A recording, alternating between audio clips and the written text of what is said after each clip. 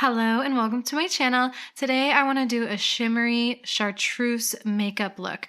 So I was sort of stumped for what to do for my makeup today, and I was just looking through this new palette I got from Kaleidos, the Escape Pod, and I was swatching it, and then this, where was this? This one, this greeny yellow shimmer, I swatched it, I was like, oh my gosh, I need to use this. I'm sort of thinking of my exploration of color in my Color Magic series where I find certain colors can conjure something, and there's something to me anyway about this shade that feels both retro and like antique. I feel like I can see it in like the 1970s and stuff, but also in like Victorian times even. Like I think of like a chartreuse velvet like chair or something. It's one of my favorite shades actually. I don't know, there's something about it that's really unique. I have one chartreuse skirt in my wardrobe and I love it. I don't have much color in my wardrobe, but something about that almost feels a bit like a neutral, like it's almost gold too, you know? And maybe I'll do an outfit at the end. We'll see. I don't know. But yeah, I love this color. So I want to see what kind of makeup look I can create with it. So a perfect companion palette for the Escape Pod shimmer I want to use is this In the Limelight by Colourpop. I've used this a lot when I've been doing like really kind of bold green makeup looks, but as much as this is kind of an intense shade, I want to make it kind of wearable. So I'm going to start by laying down a base with this shade here. It's like a lighter yellowy green. In general with chartreuse, you're just towing this line between yellow and green. It's very Brat Summer. And I did do a makeup look with that, but I think that was all matte. I want this one to feel a little bit different. And I already have brows, foundation on. So yeah, this is quite a pale shade. So it's really easy to use. I'm going to put it over really most of the lid. I think it's just going to be a great starting shade. And I also don't want to make this look too complicated. I don't think it needs to be. When you're using colors, like sometimes simple is better, or at least more wearable. I'm going to use this shade here that's a little bit darker, just to add a little bit of pigment, a little bit more saturation. I really am like stumped actually for where to go with the blush and lip.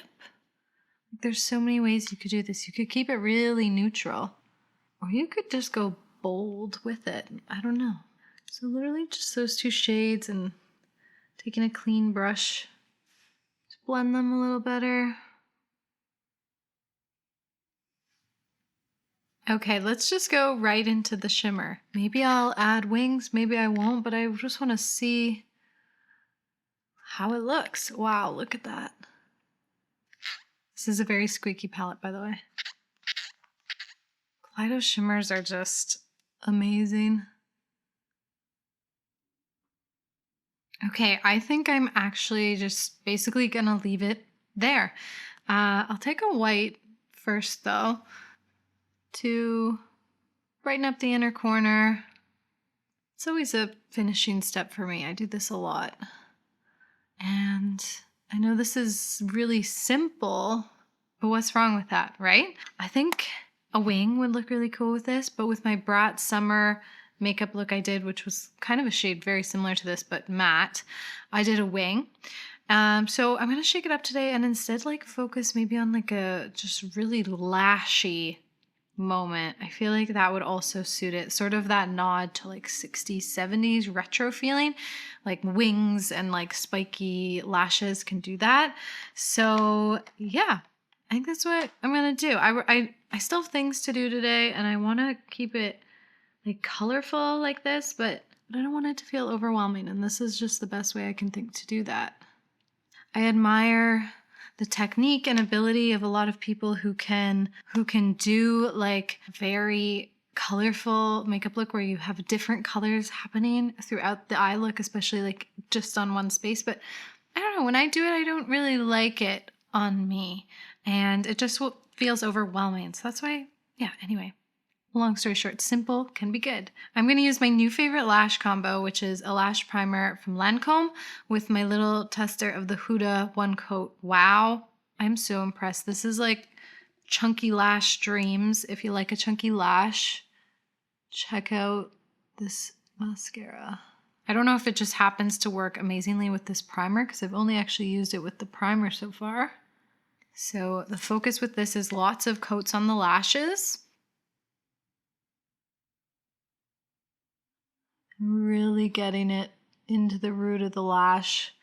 I think some people who are newer to makeup or in general don't wear makeup too often don't really understand just how much you can get from mascara, how much impact if you just spend a little time on it.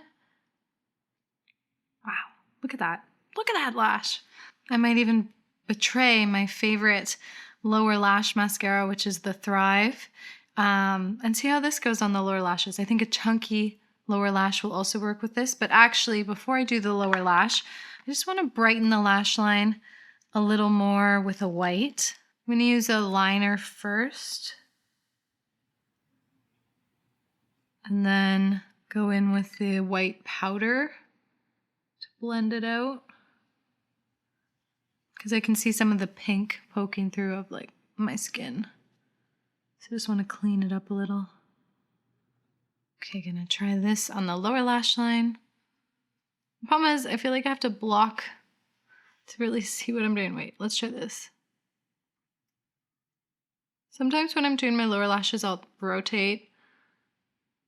Can be an effective way to get in there without smudging it everywhere. That's like a Twiggy style lower lash with just mascara. Holy moly. My lower lashes can look a bit kooky. So I'm actually just pinching the ends to make them look a little bit more chunky, and because my lower lashes are actually quite long, just kind of snapping off the tail end of that mascara. I'm going to do the same mascara on the other side, and then let's talk about what lashes might work with this and the lips and cheeks. Okay, I want to lash it up a little bit. I'm thinking of going in with one of these lash clusters. Actually, I have a full box here for your reference from Velour. They are the voluminous ones. I think I'm just going to use one of the medium ones for the last lash. So like a little bit of chunkiness right on the corner. I have a bit of mascara there I need to clean up. Ignore that. Just like there.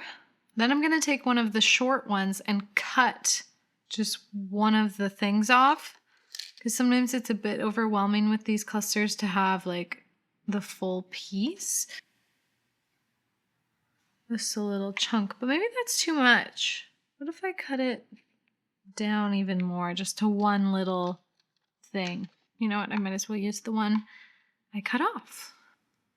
Oh no, it fell. It's gone forever.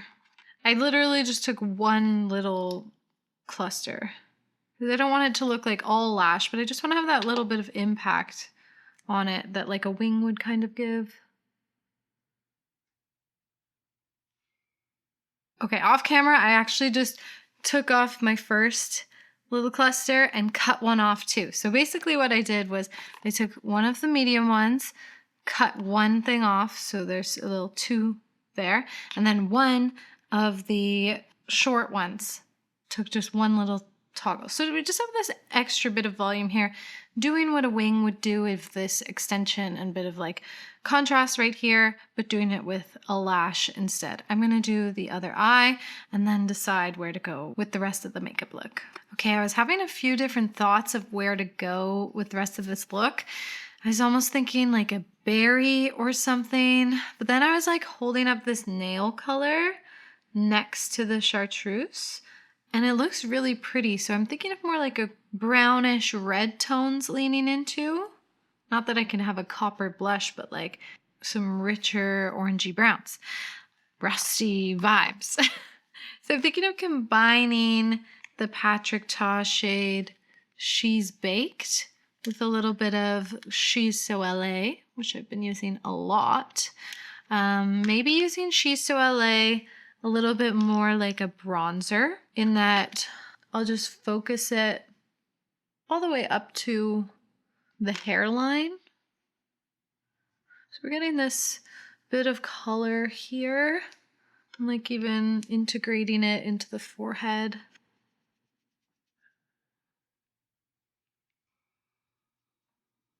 And then Cheese Baked is a little bit more red.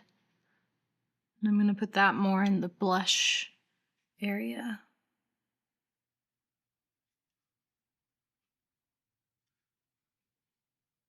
I really like that blush shade, those blush shades with this. I'm going to powder a little bit, but not so much that it's going to, you know, diffuse the blush a little. I'm just going to really focus it there. Definitely under the eye.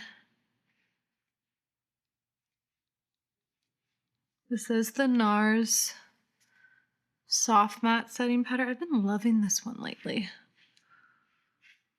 It's kind of halfway between a pressed powder and a loose powder. I'm thinking of using Melt Mum, which was a favorite buy of mine this fall. I said fall, weird. Fall, autumn. And pairing it with Makeup Forever Versatile Chestnut. I feel like I use the same lip liners all the time, but that's okay. This kind of has that like similar tone to the blush in my nails. Even that's just kind of pretty. Let's use Melt Mum.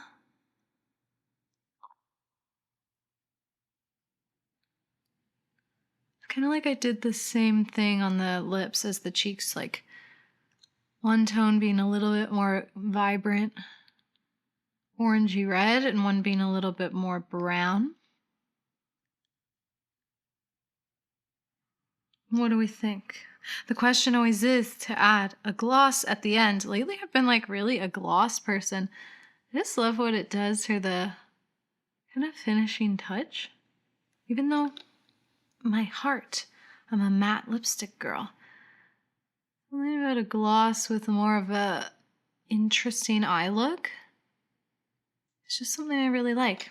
I have this Fenty gloss in the shade Fenty Glow. So it's got a little bit of sparkle in it. Okay, and this is the finished look. I really like it. I feel like it's also kind of like a fall makeup look, but this eye is a little bit kind of bright and fun, spring-like. It's a really cool combination.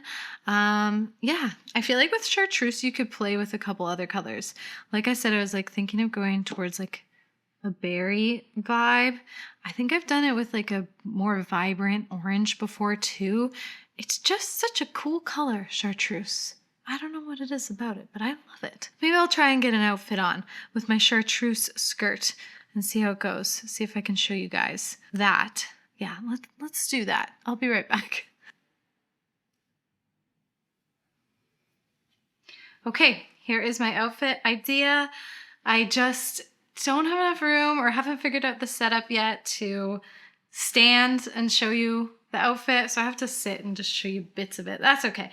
I got toasty, the chartreuse skirt, a black loose bag. Told you I'm gonna stand up. Woo. And some knee-high boots. And it's a very fall yet fresh outfit. I really love how white looks with chartreuse. I feel like it somehow looks really classy, especially with like gold jewelry and stuff. It's a really nice combination.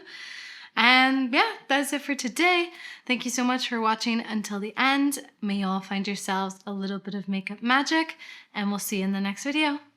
Bye, witches.